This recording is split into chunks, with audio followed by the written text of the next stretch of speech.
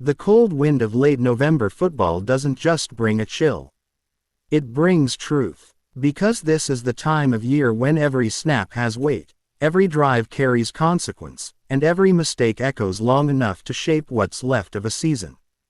2 games, 4 picks, and 2 matchups that could twist the entire Mid-American Conference in a single night. Welcome back to Beyond the Box Score.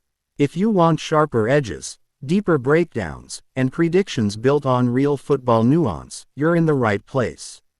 Make sure you're locked in, because by the end of this video, you'll understand exactly where the value sits in both of these games and why the numbers tell a story far more dramatic than the odds suggest. We start under the lights in Buffalo, where Miami, Ohio and the Bulls enter tied at 5-5 overall and 4-2 in conference play. 2 teams standing shoulder to shoulder in the MAC standings, 2 programs staring at the same crossroads. A win pushes them toward stability and bowl positioning. A loss leaves them scrambling uphill with precious little runway left. Miami holds a 63% win probability on paper, but this matchup is anything but comfortable. It's urgency versus volatility, discipline versus explosiveness, and at this stage of the season, margins shrink. That's exactly where this game becomes fascinating.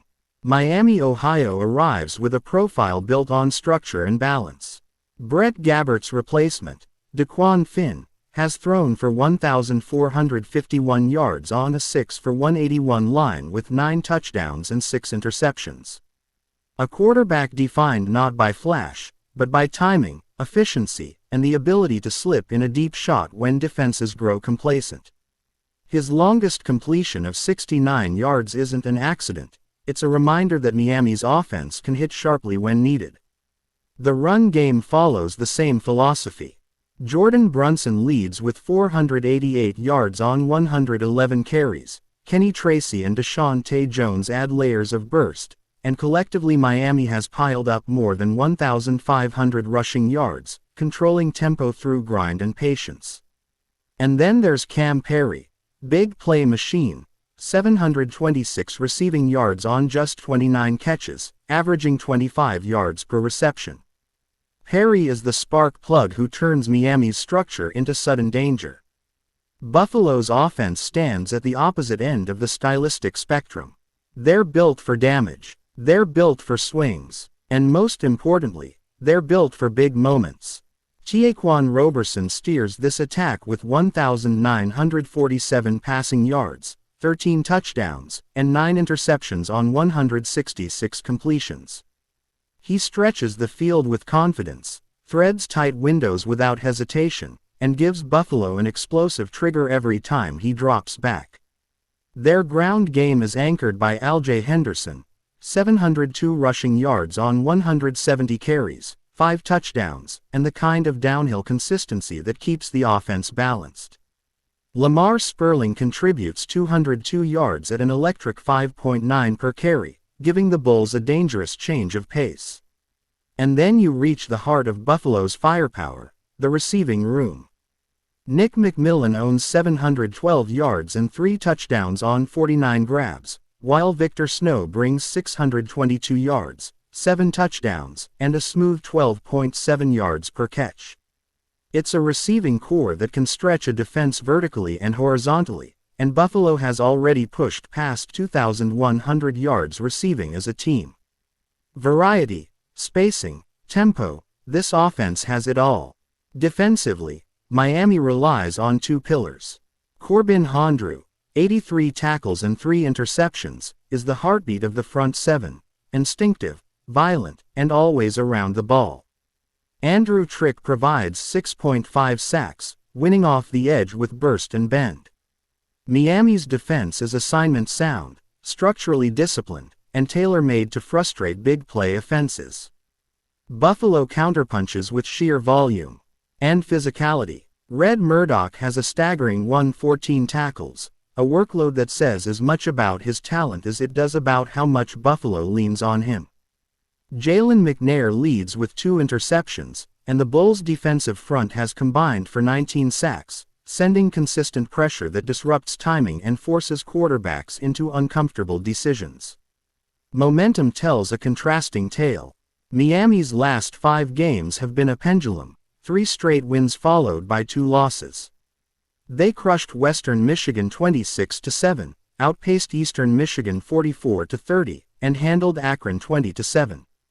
Then came the stumbles. A 24-3 defeat to Toledo and a painful 24-20 loss to Ohio. They've shown they can dominate when rhythm clicks, but have struggled to respond quickly when facing top competition. Buffalo's arc is even wilder. They collapsed 38-19 against Central Michigan last week, but the 2 weeks before were sharp, a 28-3 demolition of Bowling Green and a narrow 28-21 victory over UMass. This is the same team that edged Eastern Michigan 31-30 in overtime and then followed it with a shocking 24-6 loss to Akron. High ceiling, low floor, Buffalo is unpredictable, dangerous, and capable of flipping a game with 1 possession. At quarterback, the contrast is razor clear. Finn is measured and controlled, completing 58.6% of his passes, keeping drives alive with discipline, and rarely forcing dangerous throws. Robertson is Buffalo's gunslinger, averaging nearly 7 yards per attempt, attacking safeties, and relentlessly hunting chunk plays. The question is whether Miami's disciplined defense can disrupt Robertson's rhythm long enough to force Buffalo into uncomfortable downs and distances. Trick's pass rush and Hondru's coverage instincts give Miami real tools to slow Buffalo's explosive passing lanes. But Buffalo's tempo forces defenses to stretch, and if Henderson churns out consistent early down yards, Robertson's deep playbook becomes virtually impossible to contain. Miami's vertical shots can hurt Buffalo on the perimeter, especially if Perry gets loose. But the real hinge point is Buffalo's ability to create explosive gains when Miami's structure strains. That's where this game breaks. After charting all tendencies, matchups, and momentum, the pick stays clear. Buffalo's offensive ceiling is simply higher. The Bulls have the deeper receiving core, the more aggressive quarterback, and the ability to flip the game in moments where Miami typically needs entire drives. Miami competes, Miami frustrates, Miami keeps it close, but Buffalo lands the bigger punches. The first pick is Buffalo to win. And with both teams capable of scoring in bursts, especially with Buffalo's explosive profile and Miami's vertical threat, the second pick is total over 36.5. The next game brings us to Kent, Ohio, where Central Michigan and Kent State collide in a matchup with serious implications. Central Michigan walks in at 6-4 overall and 4-2 in the MAC. Kent State sits at 4-6 overall and 3-3 in conference play, clinging to the middle of the standings but still in striking distance of a late-season surge. Central Michigan owns a 72.3% win probability, but Kent State's 27.7% upset chance is not fiction. Under the lights of Dick Stadium, volatility meets structure, and that's where things get interesting. Central Michigan's offense is built on stability. Joe Labas brings 1,313 passing yards, a 72.2% completion rate, 10 touchdowns, and 4 interceptions, smart, calm, deliberate. Angel Flores leads the rushing attack with 519 yards and 8 touchdowns, supported by a committee of backs each over 280 yards. Langston Lewis anchors the receiving core with 413 yards on 27 grabs, serving as the steady chain mover that keeps their offense ahead of schedule. On defense, Jordan Kwiatkowski leads with 79 tackles and 3 interceptions, while Mason Heldman's 7.5 sacks gives Central Michigan a disruptive presence up front. No overwhelming individual, no glaring weakness, just balance, adaptability, and quiet consistency. Kent State, meanwhile, brings a style powered by big plays. Drew Deshields has been electric. 1,638 yards, 16 touchdowns, just 2 interceptions, and an 8.6 yards per attempt average that signals constant downfield aggression. Gavin Garcia adds 419 rushing yards on 107 carries, and Jordan Newman chips in 220 more. Cade Wilford, averaging over 26 yards per catch with 449 receiving yards, is a walking explosive play. Defensively, C.J. Young has stacked 82 tackles, and Kent State's pass rush has produced 22 sacks. They rely on momentum swings, disruptive plays, and high-risk, high-reward sequences that either fuel explosions or trigger collapses. Recent form paints a cinematic picture. Central Michigan is 3-2 in their last 5, with convincing wins over Buffalo, UMass, and Bowling Green. Even their 2 losses were tight, competitive battles. They don't often unravel. Kent State, however, is chaos-driven. 42-35 overtime win over Akron, a 42-6 blowout of UMass, but also heavy losses to Toledo, Bowling Green, and Ball State. When they're hot, they're dangerous.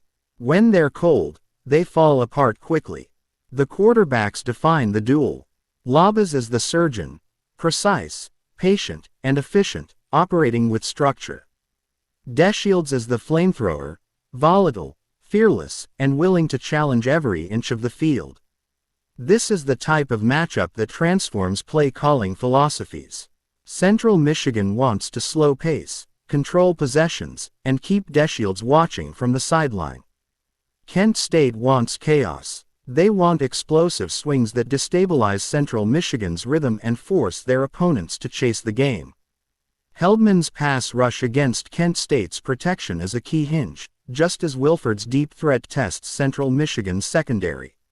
Flores' ability to churn yards on early downs matters just as much as Deshields' ability to stay poised under pressure.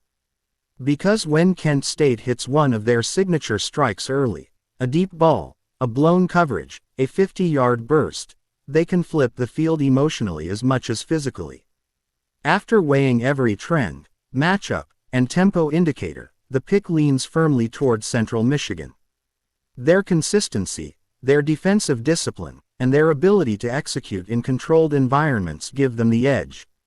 Kent State will land their shots. They always do, but over 4 quarters, stability wins the night.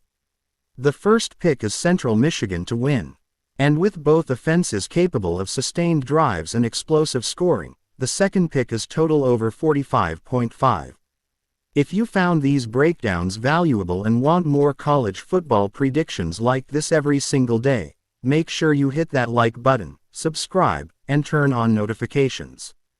It helps the channel more than you can imagine, and it ensures you never miss a chance to get ahead of the lines before they move.